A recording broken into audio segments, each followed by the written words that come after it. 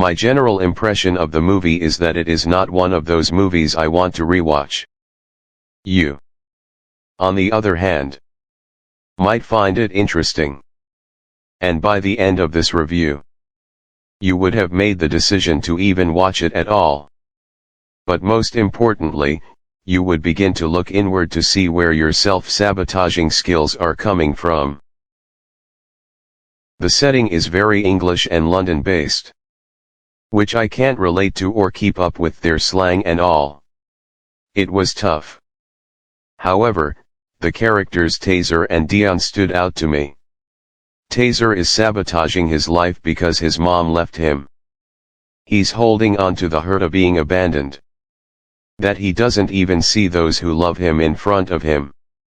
In this case, I'm talking about his grandma. For me, the main theme of this movie, however, is the importance of communication. From the beginning through the end, we either see half-baked conversations or no conversation at all. For example, the character Dion. She could really empathize with what Michael was going through. But he wasn't talking to her.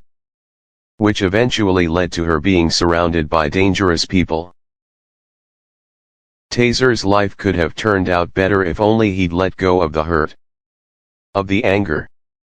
And if he'd stopped seeking vengeance on someone else and speaking out about the hurt he was hiding inside. His life could have gone much differently if his grandma had told him what she told the social workers. If she had let him know the real reason why she left, he'd probably begin to pay attention.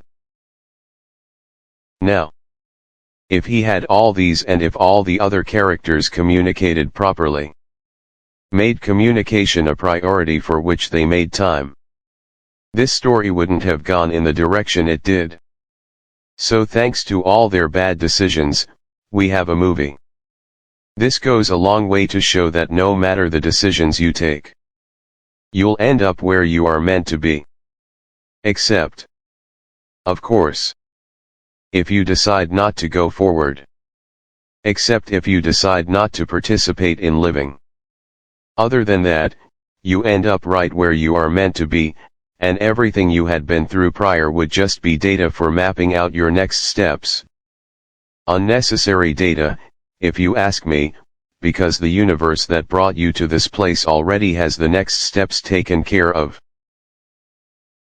Because now, the movie has started. If we ever see a season 2 or a new episode, we'd see that the main purpose of the movie is going to unravel. If we look at Sabrina's life, we'd see fewer bruises and regret because she communicated even in the most vulnerable moments of her life.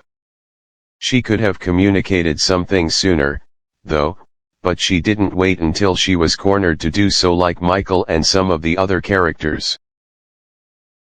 So now, before you jump in to watch this movie or skip it, I must warn you there are sexual and violent scenes in it. If you are easily triggered by these, especially when it has to do with a knife, please avoid this movie. If you have seen this movie and have anything to add, please leave a comment and let me know. I got bored and didn't watch the last few minutes of the movie, so I don't even know how it ended. If you have anything to add that I missed, bring it up. Let's talk about it. Other than that, leave a comment, like, share, and subscribe. Maybe we'd do a Prime movie next. Hey. If you have any movie you want me to watch before you do, please leave the name of the movie in the comments. Thank you.